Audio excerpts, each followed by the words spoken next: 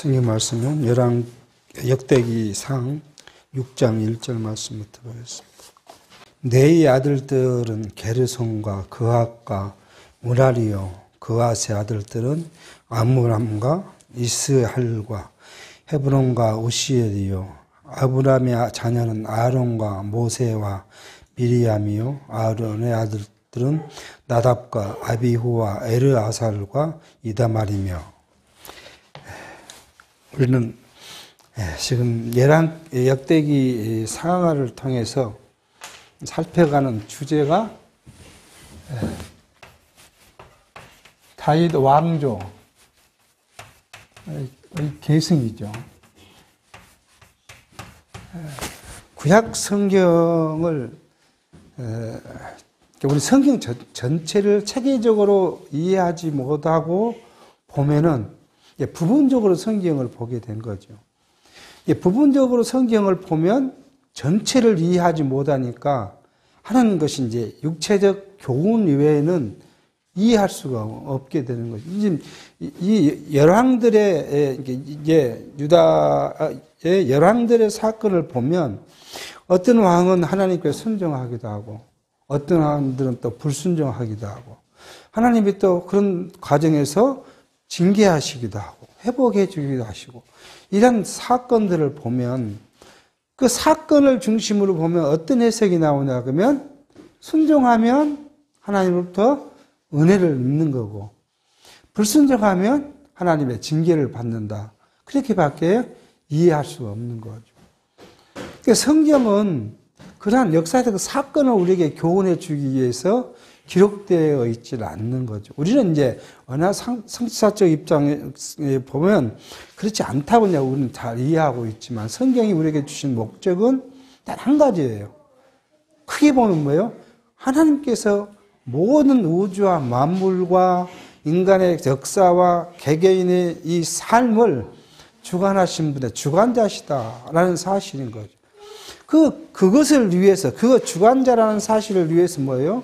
방법이 언약하고 언약대로 성취해 가신다는 사실을 역사 속에서 확인해 시켜 주십니다.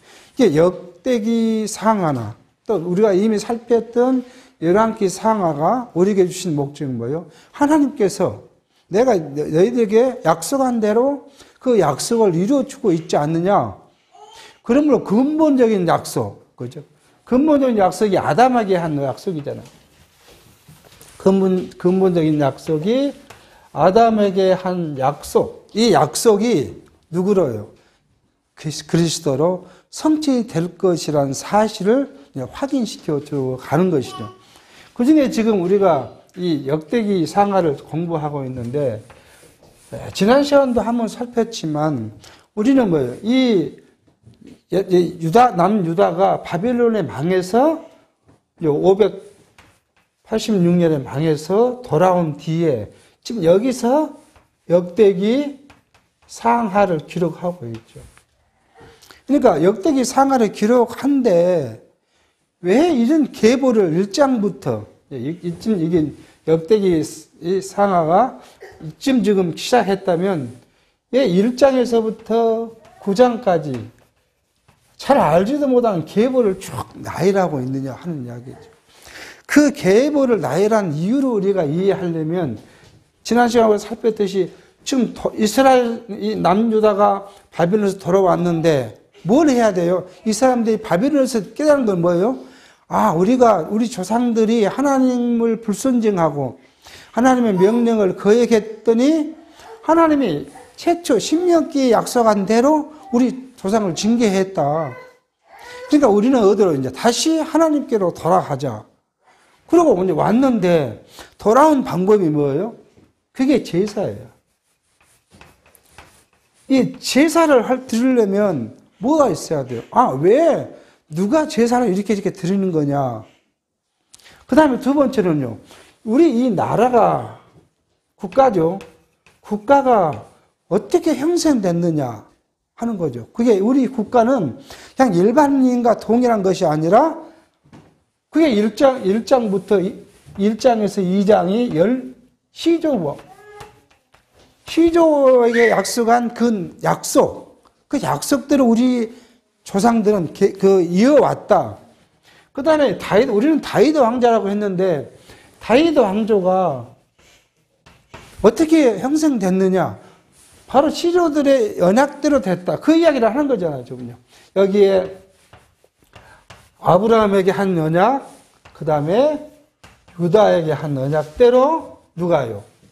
다윗이 왕이 됐고, 다윗의 아들 솔로몬과 르호보암이, 솔로몬 르호보암 때 나라가 나눠져 왔고, 여기에 722년에 망했는데 우리는 지금 이렇게 계속 계승되어 온 이유가 바로 약속이다, 언약이다. 그걸 이야기를 지금 하고자 하는 것이다. 이것을 통해 우리는 지금 보편적인 구약신학자들은 이 정도만 이야기를 하고 말아요. 이 정도까지만. 그나마 깊이를 아는 그런 이 구약신학자들은 구약 이 사건으로 종교를 하고자 해요. 근데 성경은 이건 부분적이에요. 이건. 뭘 해요? 결국 성경은 약속대로, 그죠?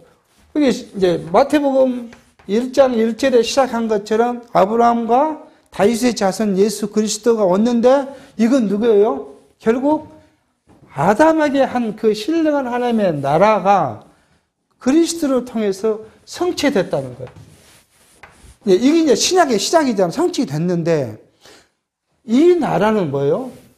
결국 전체적으로 보면은 이 그리스도의 씨로 다시 중생한 선택된 언약의 백성들이 똑같이 뭐예요? 여기 계보처럼 이 계보로 이어져서 언제까지요? 그리스도께서 재림하실 때까지 이루어져 갈 것이다. 그 이야기를 하고자 하는 거예요. 그러니까 뭐 성경이 구약 역사하고 우리하고 뭔 상관이 있어? 구약 역사하고 자꾸 이야기하지만 그런 역사를 보니까 아담에게 했던 그 약속이 그리스도로 성취됐고, 현재 우리가요, 됐고, 그 된 것은 언제? 미래에 그리스도의 재림 때까지 확실히 옷이 될 것이라는 사실을 보여주기 위한 계시의 목적이 있는 것이지, 우리가 어떻게 살면 하나님의 복을 받고, 어떻게 살면 하나님의 저주를 받는다. 물론, 하나님은 그 택한 백성들에게는 형통과 공고를 줘요. 근데 나중에 다시 이제 열왕들의 것을 통해서 한번 살펴보겠지만, 그런 형통과 공고를 목적이 뭐냐면, 다 뭐예요? 하나님을 알게 하는 이유예요. 하나님께서 하신다는 거예요. 무엇으로요? 인간의 행위가 아니라 하나님의 언약으로 너희에게 내가 살펴갈 것이다. 보호해 줄 것이다. 그래서 여기가 지금 계승을 하기 위해서 역대기 상은 다윗 왕조가 수립된 것을 이야기하잖아요. 이제 9장까지 말씀을 끝내고 나면 이제 다윗 왕조 수립을 이야기할 거예요. 그리고 쭉 이제 솔로몬까지 가면 역대기 하는 이 왕조가 계승되는 거예요. 이게 우리가 이미 열왕기에서 배웠잖아요. 르호보암이 나오고 아사가 나오고 쭉 해서 결국 나중에 시드기까지 나왔으면 그 나라가 망했다. 근데 망했는데 뭐예요? 다시 바벨론으로 돌아왔더니 그 후손들의 시드기야의 아들 시드기야 누구를 낳고 그거 누구를 낳고 3대에 가니까 스룹바벨이 낳고 스룹바벨은 다시 가나안 땅에 총독으로 왔고 그 역사를 이야기하는 거예요. 이게 단순한 역사가 아니라 모든 것을 포커스는 그리스도로 통해서 이루어질 나라를 계시하고 있다. 자, 그런데 지금 살피고자 하는 것이 뭐냐면 이 제사예요. 제사. 제사를 지는 누가 해야 돼요? 레위 자손이 있어야 되잖아요. 그러니까 오늘 지금 말하고 있는 것은 뭐 레위의 자손들을 이야기하고 그 중에서도 누구예요? 아론의 자손들이 누구가 있었고 그게 됐고 그다음에 나중에 어디로요? 이제 마지막 9장에 가면 바벨론에서 돌아온 레위인들이 누구였더라? 그렇게 이야기 전개해 가는 것을 보게 합니다. 지난 시간까지는 우리가 이제 유다 중에서 12아들 중에서 누구요? 이제 야곱의 아들 중에서 첫 번째 유다의 자손을 봤죠. 유다를 보고 다음 그 중에 특별히 다윗의 후손을 봤고 지난 시간에는 르우벤을 봤고 시므온을 봤고 그다음에요 므낫세를 이제 이 세 지파의 계보를 받고 오늘은 지금 네이 지파의 계보를 지금 보려고 합니다. 네이는 아들이 셋이라고 그랬어요. 게르손과 그앗과 므날이요. 예, 그앗의 아들은 아브람과 이스엘과 헤브론과 우시엘이었고 그앗의 아들 아브람이 누구냐면 아론과 모세를 낳았다. 이렇게 지금 이야기합니다.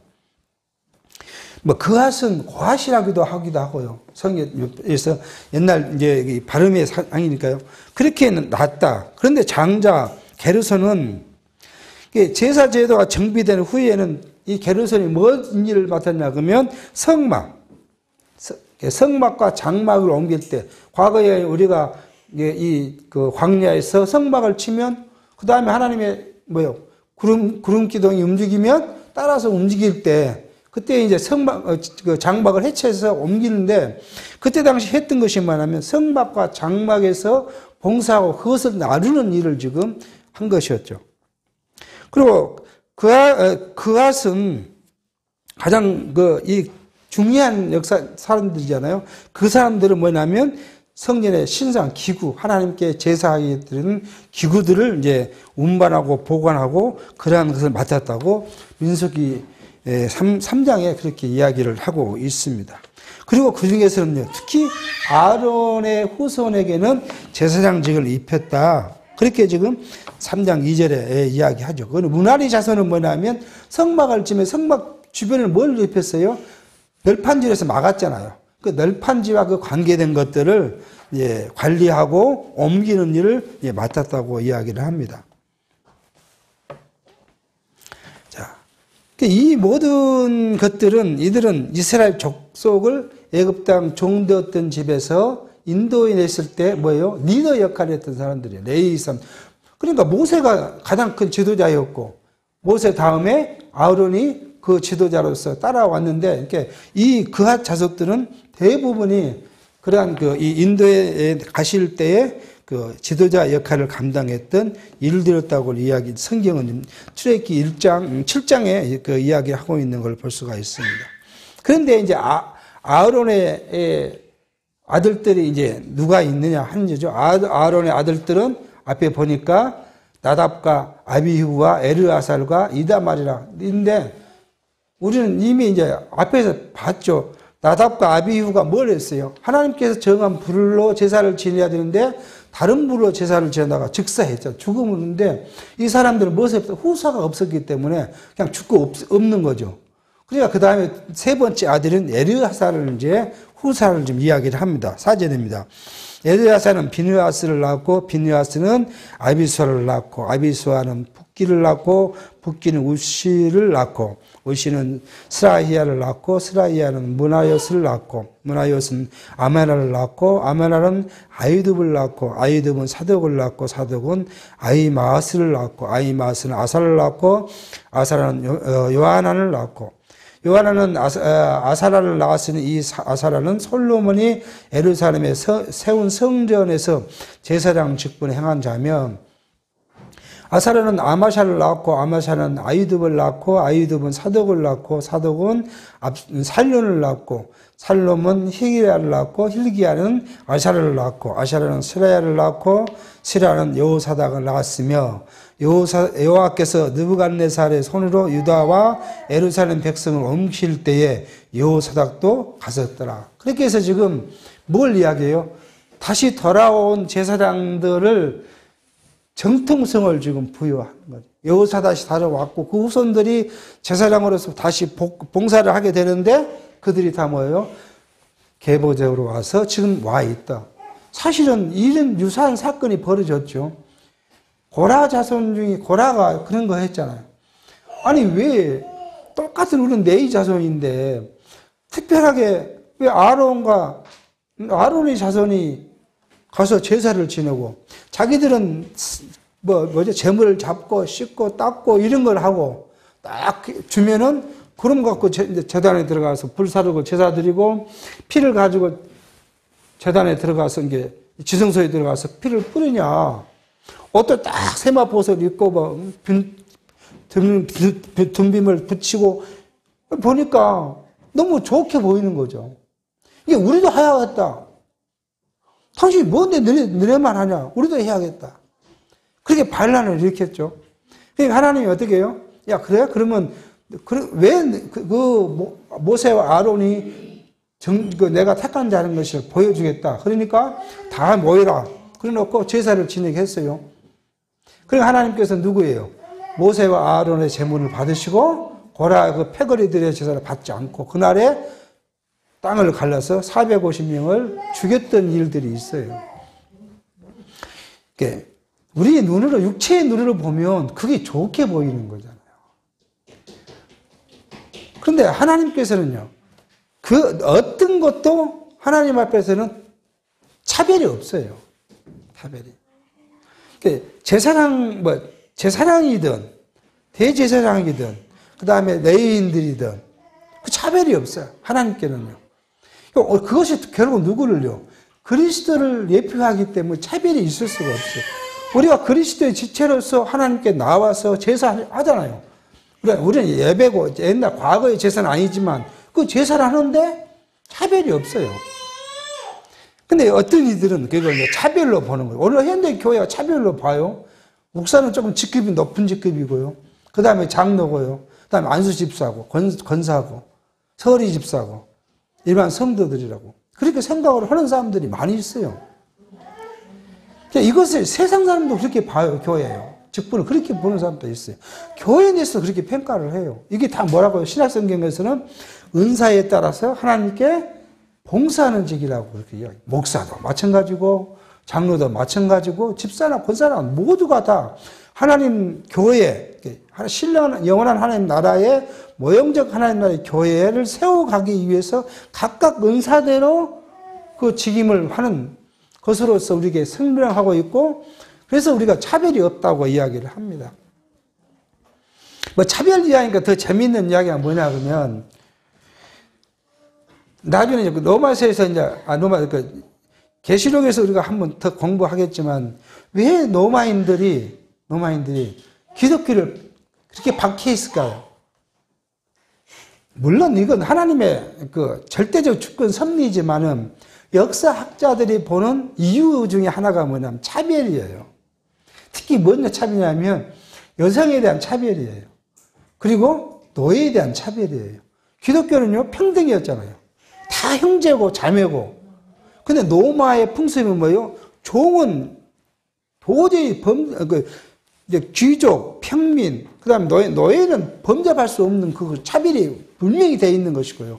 여성도 여성은 어떻게 하냐면, 결혼하기 전에는 누구의 소유물이냐면 아버지의 소유물이에요. 결혼하면요, 남편의 소유물이에요. 그러니까 절대적으로 남자와 여자가 같을 수가 없어요. 근데 기독교는요, 같다는 거잖아요. 그러니까 로마의 그 기득권자들이 기독교가 눈에 가시라는 거죠. 가시. 자기 집에 있는 종이 기독교를 갔는데, 아니, 형제고 자매고 이렇게 하니까 이게 말이 안 된다는 거잖아요. 이게 초기에 로마는 기독교를 그렇게 박해하지 않았어요. 초기에는. 유대인도 그렇게 박해하지 않았고요. 물론 유대인과 기독교가 나중에 분리가 됩니다. 분리가 돼서 유대인들은 로마의 협조자가 돼요. 유일신을 숭배하지만 황제를 못 섬기더라도 유대인들이 황제를 위해서 기도를 하겠다. 그리고 유대인 세를 내요. 다른 종족들은 세금을 안 내는데 유대인들은 특별히 자기들이 별도의 세금을 걷어서 로마에 바쳐요. 그러니까 괜찮은 사람들이에요. 유대인들은 딱 황제 숭배만 빼놓고는 괜찮은 사람들이에요. 근데 기독교인들은요, 아무것도 안 해요. 그걸 다 부정을 하는 거죠. 그러니까 처음에는 유대인이나 기독교나 비슷하게 생각했다가 시간이 갈수록 기독교인들은 자기의 반대되는 사상을 펼치는 거잖아요. 그래서 노마가 기독교인들을 박해하기 시작한 거예요. 물론 이건 하나님의 주관적 섭리이지만 역사적으로 보면 그런 배경이 있다는 사실이에요. 그렇게 해서 그렇게 어쩌면 오늘날 이 네이 지파의 사람들을 이제 그렇게 차별적인 생각으로 갖고 있는 부분이 많이 있는데 오늘 15절에는 핵심적이잖아요. 요사닷이 끌려갔더라. 나중에 다시 요사닥이 어떤 자손들을 낳고 그 자손들이 돌아왔는가를 우리가 이제 9장에 가면 살펴볼 수 있을 것 같습니다. 그리고 이제 16절입니다. 네이의 아들들은 게르손과 그앗과 무나리요. 그리고 이제 게르손을 이야기하죠. 게르손의 아들들의 이름은 림나니 시므온이요. 그앗의 아들들은 아므람과 이스라엘과 헤브론과 우시엘이요. 무나리의 아들들은 말리와 무시라. 이 네이 사람들의 집들이 그 종족을 따라 이러하니 하고 이제 게르손에게서 난 자는 그 아들 림나요, 그 아들은 야시요, 그 아들은 심마요, 그 아들은 요아스요, 그 아들은 잇도요, 그 아들은 세라요, 그 아들은 여아드라며 그앗에게 난 자는 그 아들들이 아미나답이요, 그 아들은 고라요, 그 아들은 아시리요. 그 아들은 엘가나요, 그 아들은 에비아삽이요, 그 아들은 아시리요, 그 아들은 다하시요, 그 아들은 우리엘이요, 그 아들은 우시아요, 아들들은 사울이며 엘가나의 아들들은 아마사와 아이못이라. 엘가나로 말하면 그 자손은 이러하니 그 아들은 소베요, 그 아들은 나하시요, 그 아들은 엘리압이요, 그 아들은 여로함이요, 그 아들은 엘가나며 사무엘의 아들들은 맏아들 요엘이요, 다음은 아비이며. 그러니까 이제 누구요? 여기 게르손의 자식, 그앗의 자손들 중에서 쭉 나오는데 사무엘까지 지금 나옵니다. 그러니까 우리가 지금 일반 교회에서는 사무엘 상하를 설명할 때 사무엘을 누구로 이야기하지 않는 네이 지파로 이야기를 잘 안 해요. 그러고 나니까 뭐예요? 사무엘의 어머니가, 그 사무엘의 아버지가 성전에 가서 뭐 하는데, 그게 뭘로 이제 가리키냐면 육체적인, 개인이 열심히 하나님을 섬겼다. 그래서 하나님의 은혜를 받아가지고, 한나가 뭐예요? 아들을 못 낳았는데, 아들을 낳았다. 그 우리도 어떻게 한다고요? 하나님께 열심히 기도해야 한다. 그걸 가리키다 보니까, 앞에 건 싹 없애버리고 그냥 평민처럼. 근데 사무엘의 신분 어디서 오는요? 레위 지파예요. 그러니까 사무엘의 아버지는 어디 가서 봉사하는 사람이에요? 성전에서 봉사하는 사람이에요. 당연히 어디 갈 수 있겠어요? 성전에 가까이 갈 수 있는 사람이죠. 그리고 그 안에 한나도 마찬가지로 성전에 가까이 갈 수 있는 그런 신분을 위치해 있는 사람이라는 것을 이제 보게 합니다. 29절 무나리에게 난 자는 말리요, 그 아들은 림리요, 그 아들은 시므이요, 그 아들은 우사요. 우사면 누군지 알겠죠? 우리가 과거 사무엘상에 다윗이 법궤를 메어 올려라 할 때 소가 석에 끌고 왔는데 우사가 그걸 잡았다가 죽었던 일들이 있어요. 그 아들은 시므아요, 그 아들은 핫깃이요, 그 아들은 아사드라. 하면서 네이 아들들 중에서 그와 외의 아들들의 계보를 지금 이야기를 하고 있습니다. 31절 언약궤가 평안한 곳에 얻은 후에 다윗이 이 아래에 무리를 세워 여호와의 집에서 찬송하는 일을 맡게 하며 솔로몬이 예루살렘에서 여호와의 전을 세울 때까지 저희가 회막 앞에서 찬송하는 일을 하되 그 반열대로 직무를 행하였더라. 직무하는 자와 그 아들들을 이러하니 그앗의 자손 중에 헤만은 찬송하는 자라. 저는 요엘의 아들이요, 요엘은 사무엘의 아들이요, 사무엘은 엘가나의 아들이요, 엘가나는 여로함의 아들이요. 이 지금 누구 집 족속이죠? 사무엘의 지금 쭉 족속을 이야기한 거죠.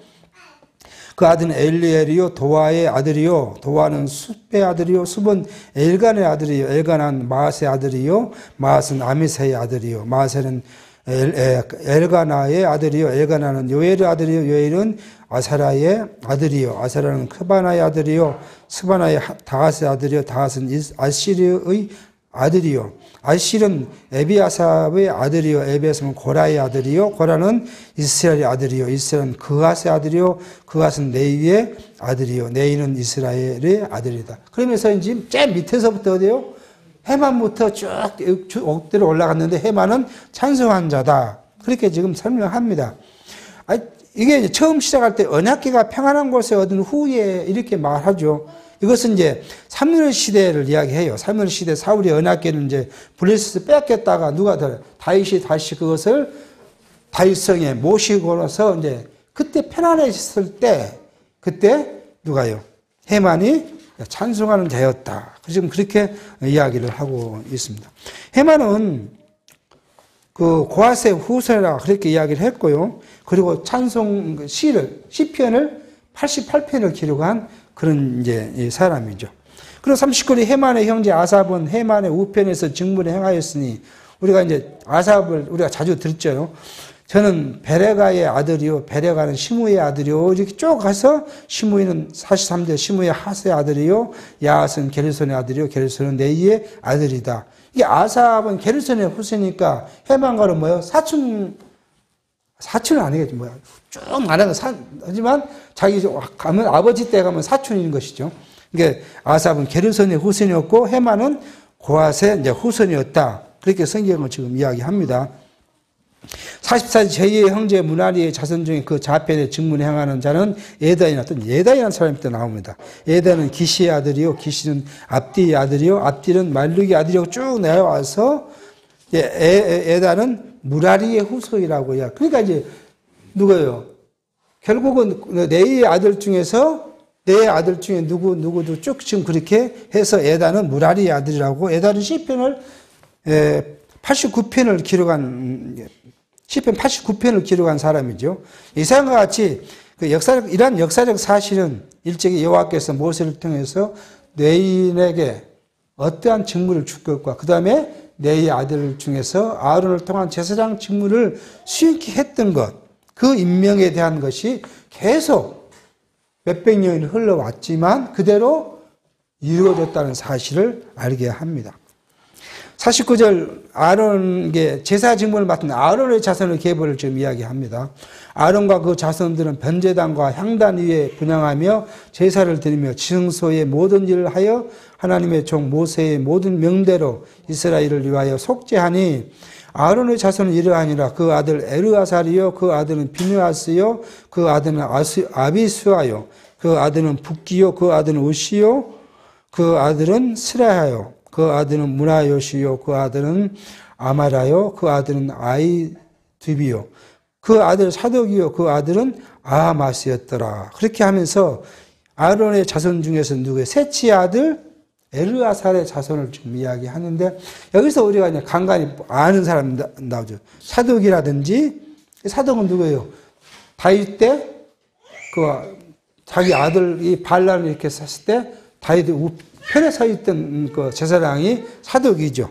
이렇게 해서 이제 제사장 직분을 이야기하는데 특히 여기서 지금 빠진 사람이 있어요. 예. 누가 빠지겠어요?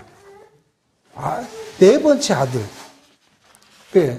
네 번째 아들이 에르아살과 아미사입니까? 아미사. 그죠? 이다말이 지금 계보가 안 보여요. 근데 이 이다말은 성경에 그 후대가 잘 나타나지 않다가 아주 먼 후에 다윗 왕 때 이 사독과 더불어 제사장을 지냈던 사람이 있어요. 그 사람을 성경은 누구냐면 이마달의 후손이라고 이야기해요. 그 제사장 이전에는 잘 나타나 보이지를 않아요. 그대로 지금 이야기를 하고 있는 걸 보게 합니다. 근데 우리는 또 한 가지 여기서 의문점이 있을 수 있어요. 아니, 하나님께서는 차라리 이렇게 레위 지파를 통해서 그리고 그앗 자손을 통해서 그앗의 아론을 통해서 제사장직을 했으면 왕도 거기서 나오면 좋잖아요. 우리 인간적으로 보면 지도자 중에서 아들이 왕이 나오면 좋지 않습니까? 근데 하나님은 그걸 하지 않죠. 왜요? 누구에게요? 유다에게 한 약속이 있으니까. 그러니까 성경이 언약 없는 성취는 하나도 없어요. 이게 왜 우리 이 말씀 듣는 교회 언약 성취 이야기를 하면 이제 이 밖에서는 뭐라고 비판하냐면 너희들은 처음부터 시작이 언약이고 언약으로 끝나냐? 그 비판을 해요. 언약으로 시작했고, 언약이 성취된 게 언약과 언약으로 끝난다는 이야기. 근데 성경 어디도 뭐예요? 성경 전체를 보면 뭐예요? 언약으로 시작해서 언약으로 끝나요, 성경이. 근데 그것을 못 찾으니까, 언약과 성취를 못 찾으니까 뭐예요? 인간의 행위에 대한 교훈을 하게 되는 거죠. 그러니까 성경을 부분을 보고 무엇을 봐요? 전체를 봐야 되잖아요. 지금 이 역대기의 이야기를 갖고 우리는 전체를 보면 아담으로 시작해서 그리스도로서 끝날 이 전체의 성경을 이해를 해야 되는데, 그걸 알지 못하니까 뭐요? 부분. 그러니까 우리가 이 성경을 모르고 하나님을 알 수가 없다. 아무리 일반 교회가 성경은 읽고 천주교는 필사를 해요. 그것도 옛날에는 글로 썼는데 지금은 인터넷에서 이거 필사를 해요. 성경을 보고 계속 인터넷 쳐요. 제 친구가, 저와 같이 옛날에 직장생활 했던 친구가 이제 자기 가족이 다 이제 천주교다, 자기는 안 다니다가 나중에 다니기 시작했는데 전화가 왔어요. 저한테 그 필사를 다 완료했다고. 자랑을 하는 거예요. 내가 필사. 근데 그것 정성 대단해요. 창세기 1장부터 요한계시록까지 그 계속 친다는 것이 그게 쉬운 일은 아니잖아요. 그래서 물었어요. 그랬더니 성경 내용은 하나도 몰라요. 왜요? 그거 친이라고 정신이 없는 거죠. 머릿속에 들어오지도 않는 거죠. 그러니까 어떻게 해요? 오늘은 예를 들어서 창세기 1장 1절 읽어서 설교하면 내일은 어디에요? 저 뒤에 디모데 전서 한 장 읽고 설교를 하고. 그러니까 성도들이 뭐예요? 전체 성경을 보는 시각이 없어요. 이게 부분적인 게 알고, 그러니까 부분적으로 아는 거죠. 그 바울이 한 말은 똑같아요. 너희들은 지금 부분적으로 알지만 우리는 어떻다고요? 성령께서 모든 걸 밝히 보여주면 확실하게 그리스도를 알게 될 것이고, 그것을 표현했을 때 우리는 거울을 보던 것처럼 환하게 볼 것이다. 우리는 지금 뭘 통해서요? 언약 성취사라는 관점의 성경 신앙을 통해서 그걸 다 보고 있다는 거예요. 그러니까 우리는 부분적으로 이야기를 하지만 항상 우리는 전제를 어디 있어요? 전체를 전제해놓고 전체를 확인하기 위한 부분을 좀 살핀다. 이렇게 이제 보면 될 것 같습니다. 54절입니다. 이것은 네 자손들이 거할 땅이에요. 저희 거할 곳은 사방 지경 안에 있으니 그 향리는 아래와 같으니라. 아론의 자손 곧 그앗 자손 족속이 먼저 제비 뽑았으므로 저희에게 유다 땅의 헤브론과 그 사방을 주었고 그 성의 밭과 향리는 여분네의 아들 갈렙에게 주었으며 아론 자손에게 도피성을 주었으니 헤브론과 림나와 그 들과 야딜과 에스드모와 그 들과 힐렘과 그 들과 디빌과 그 들과 아산과 그 들과 베스메스와 그 들이며 또 베냐민 지파 중에서 게바와 그들의 알레멕과 그 들과 아나돗과 그 들을 주었으니 그 족속을 얻은 성이 모두 13이었더라. 그러면서 지금 이제 레위인의 산 거처를 주는데 레위는 가나안 땅에서 무엇을 못 자기 땅을 못 얻었다고 했잖아요. 그러니까 왜 그러면 레위인에게 땅을 주지 않느냐 이거죠. 성경 어디도 그걸 이야기하지 않아요. 근데 우리는 어디로 들어가요? 야곱이 12 자식을 놓고 축복할 때 그런 말을 합니다. 성경 창세기 49장 5절 7절에 그렇게 합니다. 야곱이 시므온과 레위 형제에게 이제 그 이야기를 하는데 7절 그 노여움이 혹독하니 저주를 받을 것이요 분기가 맹렬하니 그 저주를 받을 것이라. 내가 그들을 야곱 중에서 나누며 이스라엘 중에서 흩으리로다. 그렇게 해서 그 족파를 레위와 시므온 족속을 흩어버리겠다고 이야기를 해요. 그대로 지금 레위 자손들은 흩어져 살게 돼. 땅을 얻지 못하고 분깃을 얻지 못하고 흩어져 살게 됩니다. 또 시므온은요 자기 땅을 못 얻고 어디예요? 바로 유다 땅에 흩어져 살게 돼요. 그러니까 성경은 하나님의 약속이 안 이루어진 것이 하나도 이런 것까지도 다 하나님은 그대로 성취시켰다는 사실을 알게 합니다. 그런데 이제 다른 측면에서 보면요. 그러니까 이걸 몇백 년 전의 이야기잖아요. 1000년이 넘은 전에 지금 예언을 했는데 다른 측면으로 보면 종교적이나 교육적 측면을 보면 예루살렘에서 이 레위인들이 봉사하고 제사장을 따라서 그 성전을 지켜야 되잖아요. 그러면 예를 들어서 이 사람들이 땅을 저 위에 북쪽에다 줬으면 왔다 갔다 하는데 얼마나 이 시간이 방해를 하겠어요. 오늘 지금 이 성이 어디냐 그러면 유대와 접해 있는 베냐민 지파 땅을 준 거예요. 예루살렘에서 가장 가까운 땅을 준 거예요. 그래서 살면서 자기 반열대로 순차가 오면 성전에 가서 봉사할 수 있도록 가장 성전과 가까운 곳. 그러니까 이미 이때는 아직 예루살렘에 성전을 짓겠다고 하지 않을 때잖아요. 그런데 저비비를 뽑았는데 그렇게 줬다는 거예요.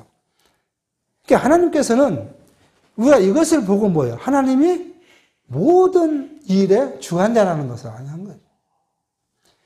아니 지금 이때가 다윗이 즉위할 때가 1000년이면 이때는 지금 BC 400년, 500년 때니까 600년, 700년 전에 이미 예언을 했고 그때 그 예언대로 제비 뽑아서 나눠줬더니 다 어디 예루살렘 근교에 살게 됐고 나중에 솔로몬이 예루살렘에 성전을 지었고 그 제사장들이 예루살렘에 와서 12반차죠. 우리 같으면 군대 만들듯이 그렇게 해서 오늘 이번 달은 1반차가 와서 봉사하고 계속 그만 있을 수 없으니까 그 다음에 돌아가고 2반차가 오고 그 다음에 그래서 24반차를 12달로 나눠서 2반차씩 와서 봉사하도록 그렇게 이야기합니다. 하나님께서 이러한 사실을 통해 우리가 생각하는 것은 모든 역사의 주관자가 하나님이시고 하나님은 그가 몇천 년 후에라도 이루실 그 일을 몇천 년 전에 예언해 주시고 그 예언대로 성취하신다 하는 사실을 알게 하신 말씀 우리가 살펴갑니다. 이 레위 자손의 일들이 굉장히 길어요. 한번 보겠습니다. 그 다음에 그앗 자손입니다. 그앗 자손의 남은 자에게는 므낫세 반지파 족속 중에서 제비뽑아 10성을 주었고 그렇게 해서 므낫세 반지파가 어디 살아요? 바로 베냐민 우쪽이고 그 다음에 반지파는 동쪽인데 우쪽 지역을 지금 이야기합니다. 66절 그앗 자손의 몇 족속은 에브라임 지파 중에서 성을 얻었고 71절 게르손 자손에게는 므낫세 반지파 중에서 바산의 골랑과 그들과 아스로가 그들을 주었다 이렇게 지금 했고 그 다음에 납달리 지파 중에서는 갈릴리의 게데스와 그들과 함몬과 그들의 기다림을 주었고 77절 므라리 자손의 남은 자에게는 스브론 지파 중에서 님모노와 그들과 다볼과 그들이 주었고 그렇게 해서 지금 헤스본과 81절 헤스본과 그들과 야셀과 그들을 주었더라 하면서 레위 자손들을 줬는데 우리가 여기서 핵심적인 게 뭐냐면 제사장 지파는 다 예루살렘 근교에 땅을 얻게 되고 그 외에 사람들은 좀 그 외에까지 가게 했어요. 근데 그 사람들은 뭐 하는 거예요? 지역에서 왜 이렇게 또 분산을 시켰냐면 지역에서 제사 지르기 위해서 양을 갖고 오고 그걸 갖고 오면 갖다 주면 레위인들이 그걸 받아서 키워요. 키워서 그 다음에 그걸 어디로요? 예루살렘에 보내서 하나님께 제사하게 합니다. 그러니까 제사하는 것은 방식이 두 개죠. 갖고 있는 재물을 가지고 제사하기도 하지만 그게 이제 상번제 모든 그런 제사에 대한 제물이고 백성들이 특별히 서원제 자기가 죄를 지었거나 하나님께 서원을 했거나 하나님께 감사할 일이 생겼거나 그랬을 때 갖고 온 제사는 직접 가져와서 예루살렘에서 제사하도록 했던 그 제사 제도를 생각해 보면 바로 이렇게 레위인들을 각 지파의 소속에 줘서 살게 한 이유가 제사를 원만하게 하기 위한 거예요. 그러니까 하나님께서는 우리가 이런 것들을 이해하지 못하면 왜 레위인들은 땅도 주지 않고 왜 또 그렇게 막 흩어버렸을까? 흩은 목적이 예언대로 하셨지만 다른 목적으로 보면 제사를 제대로 원만하게 유지하기 위한 하나님의 계획이었다는 사실을 우리가 알게 하는 것입니다. 이렇게 해서 네 지파가 이제 어디예요? 정통성을 이제 갖게 되면 다음에 이제 7장에서 8장은 나머지 지파에 대한 것들을 이야기하고 9장에서는 바벨론에서 돌아온 자들의 계보를 이제 살펴갈 겁니다. 그러한 일들은 다음 시간에 이제 살피도록 하고요. 오늘 말씀 여기서 마치겠습니다.